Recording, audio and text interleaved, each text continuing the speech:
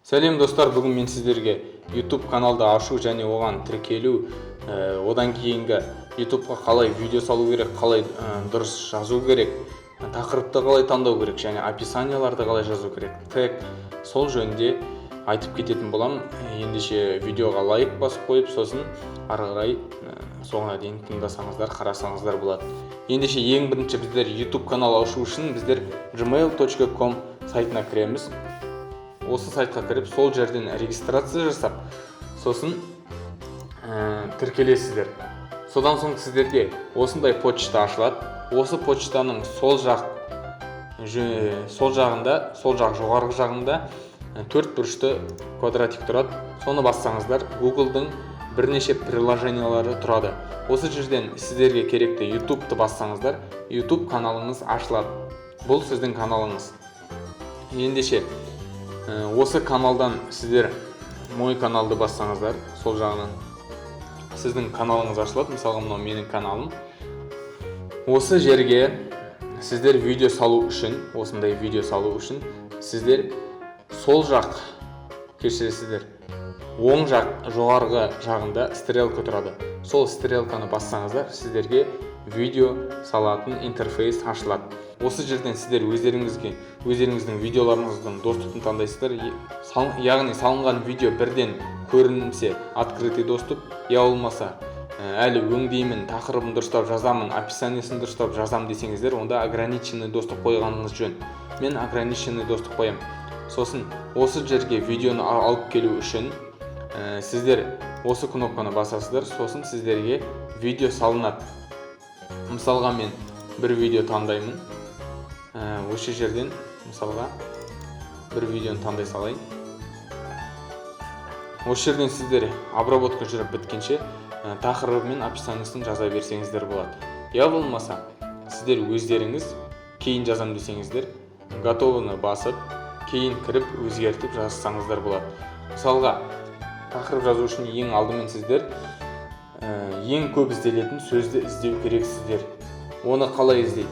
Оны ең біріншіден Google AdWords сайтына кіресіздер.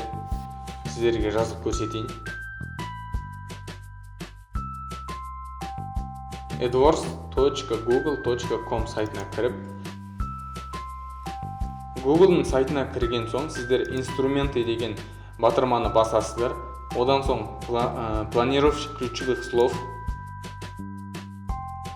Осы жерден сіздерге ең бірінші тұрған поиск новых ключевых слов по фразе дегенді басасыздар.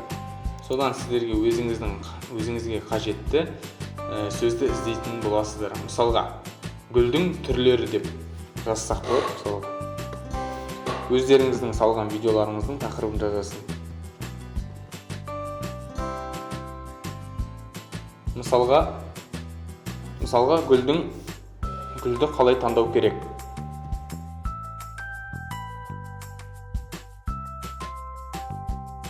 Мысалға, мен жаңа жазған гүлді қалай таңдау керек деген сөз. Бір жылдың ішінде қазақша бұл сөз вообще Google-дан ізделінбеген. Ал астында соған ұқсас сөздердің статистикасы көрсетіп кеткен, қарасаңыздар болады. Мысалға, үй гүлдерінің аттары 90 рет ізделген. Сол сияқты 5400 рет әйел бақыты деген сөз ізделген. Үй гүлдерінің түрлері мысалға үстіп жазылған 30 рет ізделген. Бау 720. Сол сияқты әртүрлі сөздердің статистикасы көрсетіп кетеді. Сондан осыдан сіздер өзіңізге қажетті сөзді таңдайсыздар. Мысалға, мен бұл жерден бөлме гүлдері деген сөзді таңдағым келіп тұр. Бөлме гүлдері деген сөз 720 рет ізделген, бірақ оның уровені қарасаңыздар низкий болып тұр. Сондықтан оның негізі дұрысында таңдамау керек. Бірақ та осы жерден қарап отырсаңыздар, ең көп гүлге қатысты, менің тақырыбыма қатысты ізделініп тұрғаны осы сөз болып тұр. Бөлме гүлдері. Ендеше мен осы видеода сіздерге бөлме гүлдері деп жазам.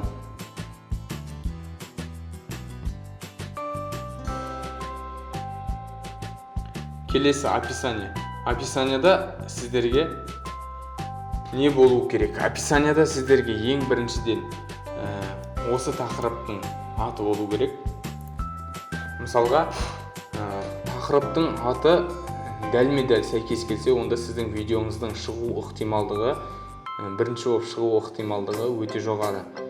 Ал описаниеға жасаңыздар, онда көбінде өздеріңіз білетіндей көбі қазақша шрифтті пайдаланбайды, алфавитті пайдаланбайды. Сондықтан ол жерге сіздер орысша алфавитпен О-мен О-мен жазсаңыздар болады. Одан кейін осы жерге сіздер ең алдымен жаңа қарап өткенде қандай гүлдер аталып өтті, қандай гүлдердің аттары шығып тұр ізделінген. Өсімдіктер аттары деген бөлме өсімдіктері, мысалға бау-бақ, бау-бау, үй гүлдерінің түрлері, әйел бақыты деген үй гүлдерінің аттары, фикус гүлі деген сөздер сіздерде көп таңдалған, көп ізделінген.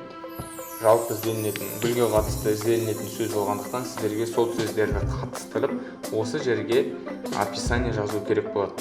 Ол нақты сол сөздермен болу міндетті емес, алайда сол сөздерді кірістірсеңіз, сіздің видеоңыз топқа шығу ықтималдығы жоғары.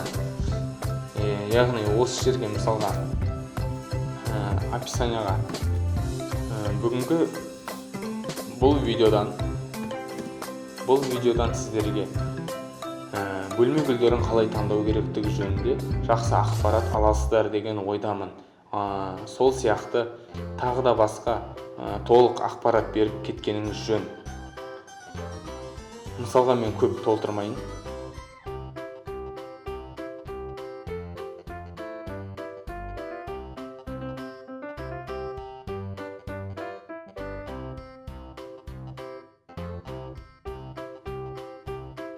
Осы сияқты мысалда сіздер өздеріңіздің толық ақпарат беріп кетулеріңіз жөн. Өйткені адамдар іздегенде олардың поиске жазған сөздері осы жерден кездесетін болса, онда сіздің видеоңыздың бірінші болып шығуы, екінші, үшінші болып шығуы ықтималдығы жоғары. Сондықтан сіздерге описаниеға неғұрлым көп ақпарат жазсаңыздар, сол ғұрлым жақсы. Және де осы описаниеға сіздер ссылка қойып кетулеріңіз керек. Мысалға келесі видеоға, болмаса сайтқа, я болмаса инстаграмның ссылкасын или телефон номерлеріңізді қойып кетулеріңіз керексіздер. Ол да жақсы әсер етеді. Үшінші, тег. Тег деген не? Тег деген, мысалға сіздерге жазып көрсетейін. Гүл. Интерді бассаңыздар, осылай жазылады. Мысалға 3 деп жазылған төбесінде ол оның деңгейін көрсетеді. Қаншалықты көп ізделінетін. Осыған байланысты цветы деп, одан жоғары көріп тұрсаңыздар, көп ізделінетіні көрініп тұр. Цветы Алматы.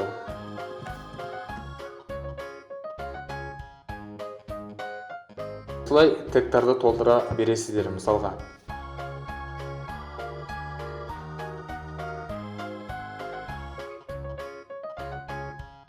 бұл тегтарды сіздер қайдан аласыздар? Оны ойдан құрап жазуға болмайды, біріншіден. Екіншіден, оны қандай пайдасы болатынын, қандай неге көмектесетінін жөнінде білу керексіздер. Өйткені мысалға жаңағы айтып кеткен видеоның тақырыбы мен описаниясы ол видеоны іздегенде жоғарыға шығару үшін көмектеседі. Ал тег оған көмектеспейді. Мен бұл жерге қазір 6-7 тег жазып қойдым, негізінде 20 шақты тег жазған дұрыс. Одан кейін сіздер ограниченный доступ деп қойдыңыздар. Егер барлығы бәрі дұрыс болатын болса, уже шығаруға дайын болатын болса видео, онда сіздер бұл жерден открытый доступ деп қойсаңыздар, сразу опубликовать етуге болады. Сонда сразу жарыққа шығады. Одан кейін сіздерге значок видеоны таңдау керек болады. Значок видеоны таңдасаңыздар болады. Я болмаса свой значок деп кез келген бір суретті алып қойсаңыздар болады.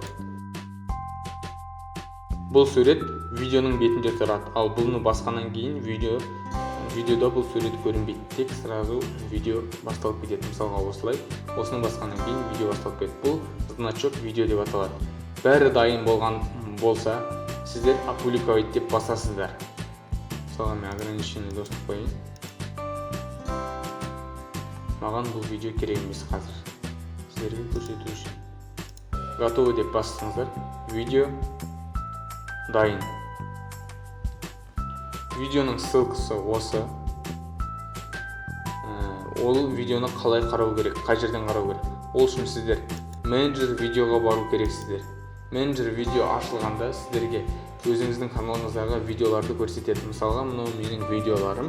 Осы жерден қарасаңыздар, менде бұл жерде кілт тұр. Кілт ограниченный доступ деген мағынаны береді. Ал бұл жерде кішігірім глобустың суреті тұр. Глобустың суреті бұл открытый доступ дегенді береді. Сіздерге бұл жерден бөлме гүлдерін қалай таңдау керек деген видео. Осыны сіздер осы жерден басып, ссылкасын қарасаңыздар болады. Бұл сіздің видеоңыз, мысалға. Содан сіздер өзіңіздің ссылкаңызды алып жіберсеңіздер болады. Қарасаңыздар, тақырып тұр, жаңа жазған, описание тұр. Айтпақшы, лайк басуға ұмытып кетпеңіздер. Егер де түсінбей қалған сұрақтарыңыз болатын болса, астына комментарийға жазып кетіңіздер. Мен сіздерге сол жерден жауап беремін. Болмаса, келесі видео сол сіздің сұрақтарыңызға арналатын болады.